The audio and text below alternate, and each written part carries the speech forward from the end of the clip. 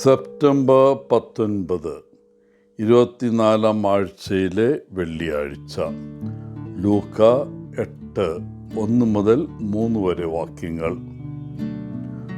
ഒരു സിനിമ കാണുമ്പോൾ കഥയുടെ അവസാനം അഭിനയിച്ചവരുടെയും സംവിധാനം ചെയ്തവരുടെയും സാങ്കേതിക സാമ്പത്തിക സഹായം നൽകിയവരുടെയും എഡിറ്റ് ചെയ്തവരുടെയും ഗതാഗതം, വസ്ത്രധാരണം തുടങ്ങി ഈ സിനിമയുടെ നിർമ്മാണത്തിനായി സഹായം നൽകിയ നിരവധി സേവനങ്ങൾ നൽകിയവരുടെ ക്രെഡിറ്റുകൾ അല്ലെങ്കിൽ പേരുകൾ സ്ക്രീനിൽ പ്രത്യക്ഷപ്പെടും.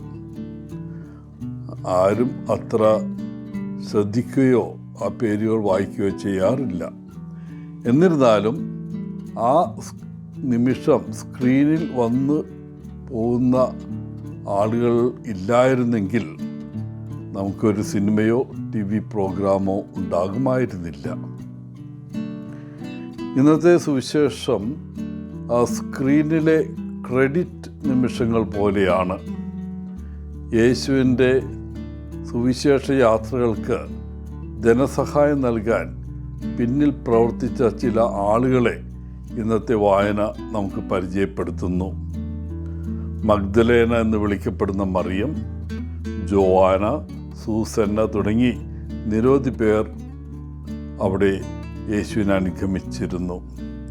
ഈ സ്ത്രീകൾ അവരുടെ സ്വകാര്യ വിഭവങ്ങളിൽ നിന്ന് യേശുവിനും ശിഷ്യന്മാർക്കും വേണ്ടത് ചെലവഴിച്ചു. പുരുഷാധിപത്യപരമായ ഒരു സമൂഹത്തിലെ യേശു അന്നത്തെ പാരമ്പര്യം ലംഘിച്ച് സ്ത്രീകൾക്ക് അർഹമായ മാന്യത നൽകുന്നതായി കാണാം. തൻ്റെ ദൗത്യത്തിൽ അവൻ അവർക്കും ഒരു പങ്ക് നൽകി. ദൈവരാജ്യത്തിൽ ആരെയും ഒഴിവാക്കുന്നില്ല. ഈ 3 സ്ത്രീകളിൽ നിന്നും യേശു ദുഷ്ടാത്മാക്കളെ പുറത്താക്കുകയും അവരുടെ ബലഹീനതകൾ സുഖപ്പെടുത്തുകയും ചെയ്തു. നന്ദി സൂചകമായി സ്ത്രീകൾ യേശുവിനോടൊപ്പം യാത്ര ചെയ്യുകയും അവരുടെ സ്വകാര്യ നിക്ഷേപത്തിൽ നിന്ന് യേശുവിനും ശിഷ്യന്മാർക്കും വേണ്ടി സംഭാവന നൽകുകയും ചെയ്തു.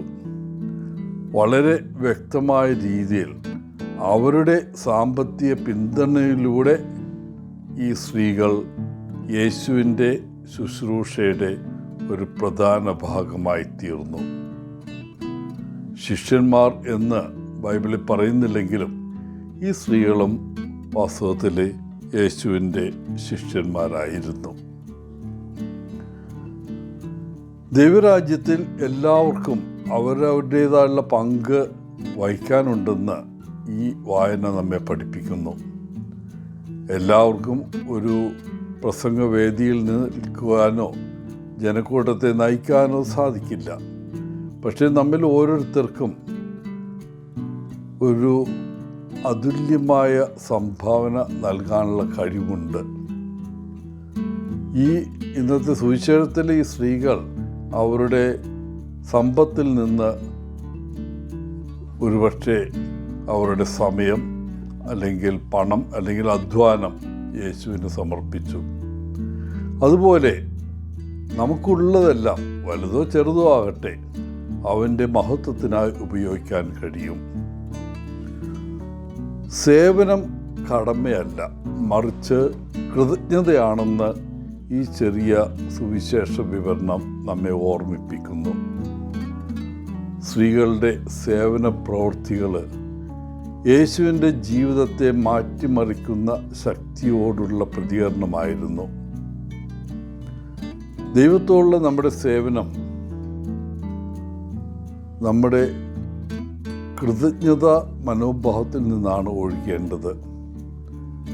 രോഗശാന്തി, കരുതൽ, രക്ഷ ഇവയ്ക്കെല്ലാം നാം എന്തുമാത്രം കടപ്പെട്ടിരിക്കുന്നു എന്ന് തിരിച്ചറിയുമ്പോൾ നമ്മുടെ ഹൃദയങ്ങൾ കൃതജ്ഞതയാൽ നിറഞ്ഞൊഴുകുന്നു. അത് മറ്റുള്ളവരെ സേവിക്കുവാനുള്ള ആഗ്രഹത്തിലേക്ക് നയിക്കുകയും ചെയ്യുന്നു. ആ അനുഗ്രഹം നമുക്കുമുണ്ടാകട്ടെ എന്ന് പ്രാർത്ഥിക്കാം.